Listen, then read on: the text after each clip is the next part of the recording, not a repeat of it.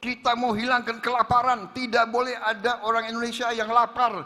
Tidak boleh ada anak-anak Indonesia yang nangis karena tidak makan siang dan malam.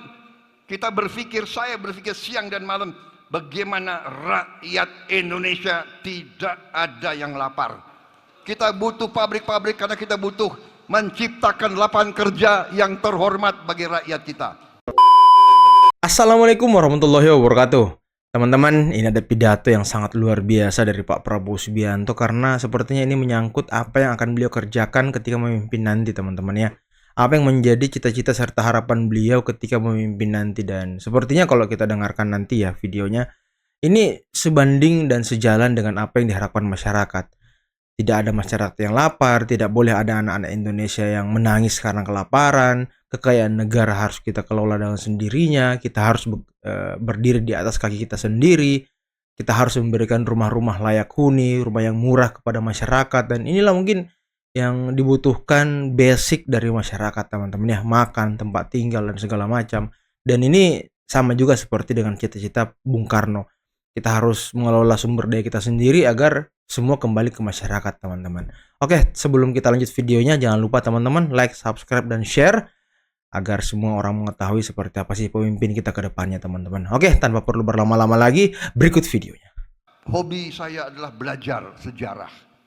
Dari apa yang saya pelajari, dua hal penting dalam kebangkitan dalam suatu negara menjadi negara hebat. Ada dua hal yang saya melihat. Yang pertama tentunya adalah tadi kepemimpinan, leadership, ya. Pemimpin harus melihat, mengerti keadaan. Dengan mengerti keadaan, mengetahui bagaimana jalan untuk mengatasi kesulitan dalam keadaan itu.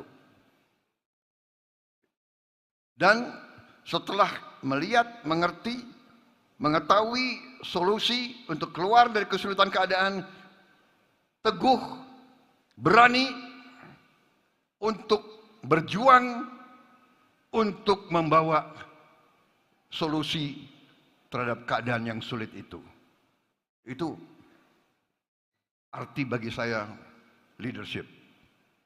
Dari semua tingkat dan dari semua latar belakang. Pemimpin dibutuhkan di desa, di kecamatan, di kabupaten, di provinsi, di perusahaan-perusahaan, di kampus-kampus akademi, di pesantren, di semua organisasi. Ibarat keyakinan kita setelah kita pelajari sejarah, kalau pemimpinnya jelek, biasanya organisasinya jelek. Kalau pemimpinnya penakut, organisasi yang dipimpin penakut. Ini pelajaran paling dasar. Guru kencing berdiri, murid kencing berlari. Pemimpin sangat menentukan. Kalau pemimpin maling dan korupsi, semua anak buahnya akan lebih maling dan lebih korupsi. Ini pelajaran sejarah. Jadi PAN, saya kira instingnya kuat, instingnya tepat. Saudara-saudara mengerti siapa pemimpin-pemimpinmu yang hebat, luar biasa, dan amanah. Jadi itu pertama, leadership. Yang kedua, selain leadership adalah kerjasama antara pemimpin-pemimpin itu. Ini yang saya yakini. Setelah saya pelajari, dan ini banyak ditemukan di kajian-kajian strategis dari semua pihak di luar Indonesia. Kadang-kadang orang di luar kita bisa melihat lebih jernih tentang kita. Mereka lihat Indonesia ini tidak bisa dibendung. Sekarang ini ekonomi kita sekarang ini dari apa yang disebut PPP, Purchasing Power Parity. Kalau dari besarnya GDP, kita mungkin sekarang masih ke-15 atau ke-16. Tapi kalau dari Purchasing Power Parity, artinya, umpamanya artinya 100 dolar Amerika di Jogja, kita bisa dapat lebih banyak daripada 100 dolar di Inggris umpamanya. Itu artinya purchasing power. Kita nih, kalau tidak salah, sudah ke-7. Kalau tidak salah ya Pak Atta ya. Kita sudah ke-7. Bahkan ada yang mengatakan mungkin kita ke-6. Bayangkan kita sudah ke-7 terkaya di dunia. Masalahnya adalah pemerataan. Masalahnya kekayaan ini harus kita berjuang bersama agar kekayaan ini bisa diratakan, bisa dirasakan oleh sebanyak-banyaknya rakyat Indonesia. Ini perjuangan kita. Ini perjuangan kita. Ini perjuangan kita. Kalau kita jujur, kita lihat betapa ada warga negara Indonesia yang begitu hebat, tapi begitu banyak juga rakyat kita yang masih berada di bawah garis kemiskinan. Ini tugas kita bersama. Jadi saudara-saudara, leadership ini nanti akan dihasilkan oleh organisasi-organisasi seperti yang kita punya, PAN, Gerindra, partai-partai lain. Saya yakin semua partai di Indonesia punya orang-orang baik dan punya orang-orang tidak baik. Mari kita akui, iya kan? Kita boleh punya jiwa kors, tapi kita juga harus introspeksi diri. Di Gerindra pun juga banyak yang kurang baik. Banyak yang baik, banyak yang kurang baik. Di semua organisasi ada yang baik dan ada yang kurang. Sekarang bagaimana yang baik-baik dari semua latar belakang bisa kerjasama. Ini pelajaran sejarah. Indonesia tidak bisa dibendung. Kecuali elit Indonesia tidak bisa atau tidak mau kerjasama. Kuncinya itu. Kuncinya itu. Dengan demikian, saya akan berjuang terus bersama semua kekuatan yang mau diajak kerjasama. Yang tidak mau diajak kerjasama, tidak apa-apa. Kalau ada yang mau nonton di pinggir jalan, silahkan jadi penonton yang baik. Tapi kalau sudah tidak mau diajak kerjasama, ya jangan mengganggu. Orang lagi mau kerja kok. Kita mau kerja. Kita mau kerja. Kita mau mengamankan kekayaan bangsa Indonesia.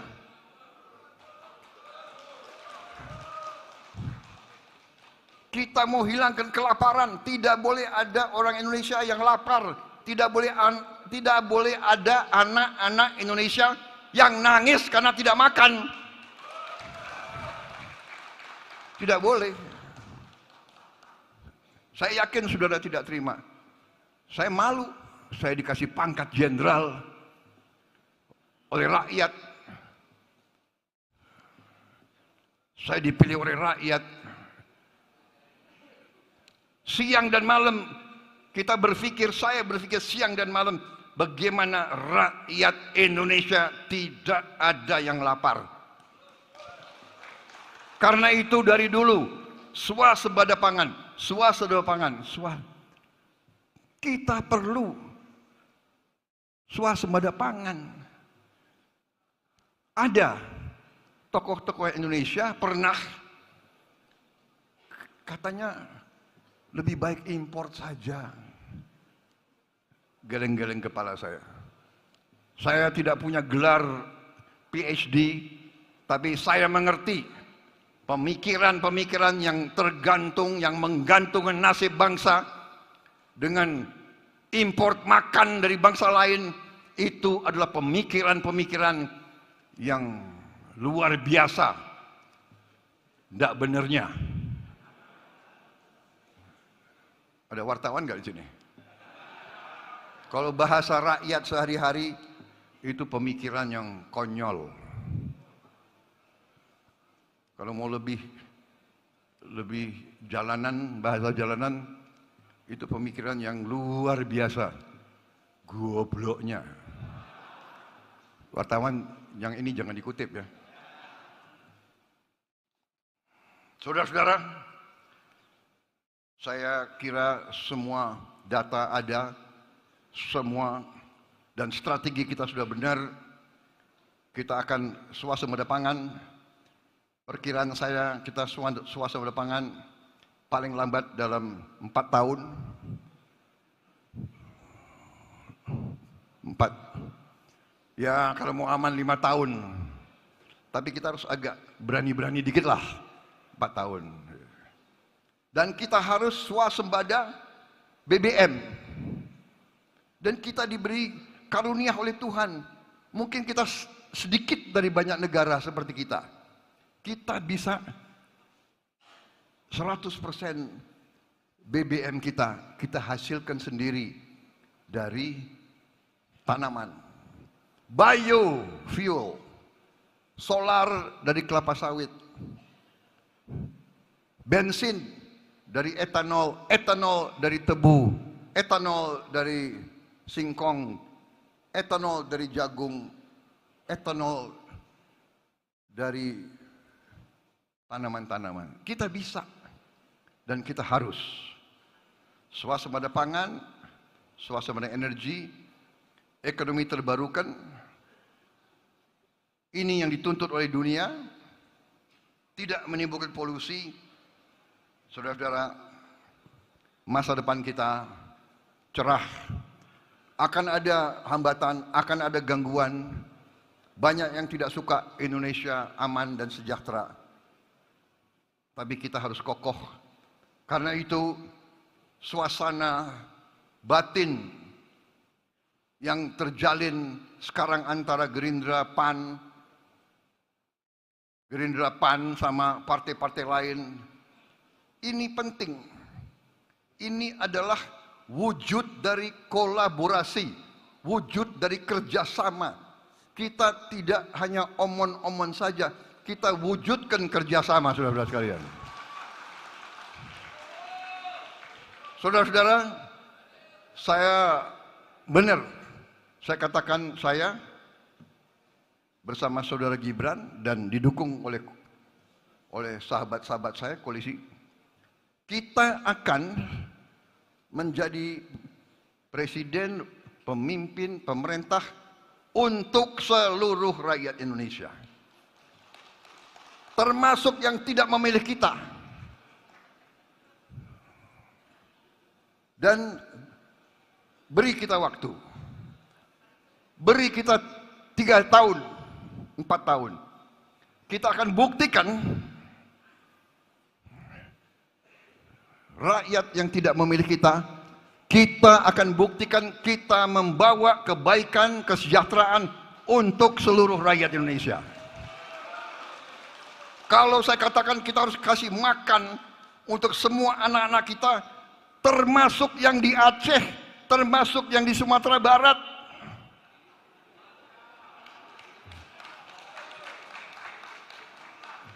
Saya buktikan kepada saudara-saudara, saya akan buktikan bersama seluruh barisan kita.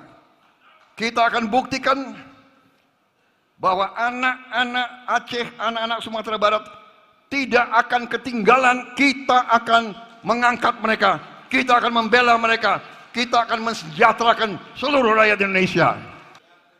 Kita berada di jalan yang benar. Masa kita salah kalau kita mau berjuang untuk anak-anak kita yang lapar? Masa kita salah kalau kita mau berjuang agar kekayaan yang diberikan Yang Maha Kuasa bisa kita amankan dan kita buat supaya semua rakyat merasakan. Kita akan beri rumah mereka yang tidak punya rumah. Dan ada yang bertanya, apa bisa? Ini aneh, belum dicoba sudah ragu-ragu. Iya kan? Mental-mental ini kalau dalam tentara, mental-mental ini tidak boleh suruh duduk manis di rumah aja.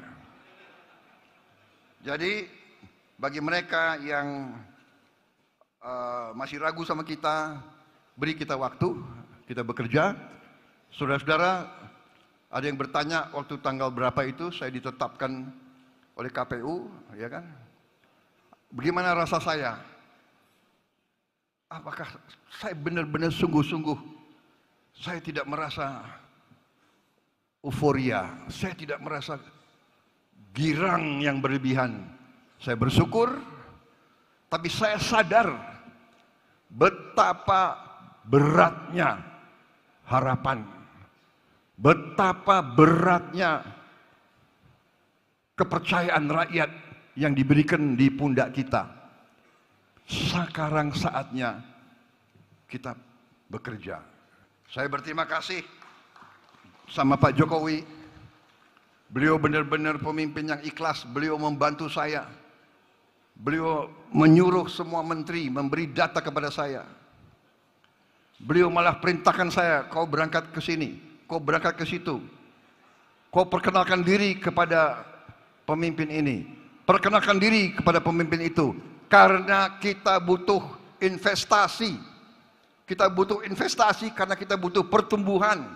Kita butuh pertumbuhan karena kita butuh pabrik-pabrik ada di Indonesia yang banyak. Kita butuh pabrik-pabrik karena kita butuh menciptakan lapangan kerja yang terhormat bagi rakyat kita. Beliau, kamu berangkat. Dan di sini pun saya bekerja terus hampir tiap hari, belajar masalah. Kita berdoa untuk rakyat kita yang dalam keadaan susah. Semoga selalu diberi kebaikan. Kita juga berdoa saudara-saudara kita di Gaza, di Palestina,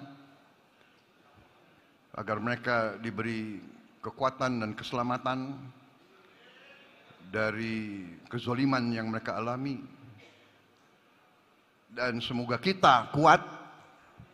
Indonesia harus kuat, Indonesia harus kaya, Indonesia harus makmur supaya kita bisa bantu saudara-saudara kita di mana-mana. Saudara sekalian.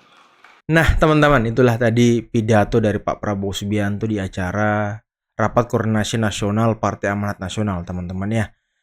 Ya, semoga apa yang dikatakan dan dicita-citakan Pak Prabowo Subianto bisa terwujud ketika beliau memimpin 5 tahun ke depan, teman-teman ya. Utamanya mengurai kemiskinan, menghilangkan atau menaikkan taraf hidup masyarakat, meningkatkan kesejahteraan rakyat, dan memberikan rumah-rumah yang layak kepada rakyat yang mungkin tidak mempunyai rumah, teman-teman ya. Memberikan rumah yang murah dan segala macam, dan semoga cita-cita ini bisa terwujud di pemerintahan Prabowo Gibran. Oke teman-teman, terima kasih sudah menyaksikan, terima kasih sudah menonton. Sekali lagi jangan lupa like, subscribe, dan share videonya. Bye-bye. Assalamualaikum warahmatullahi wabarakatuh.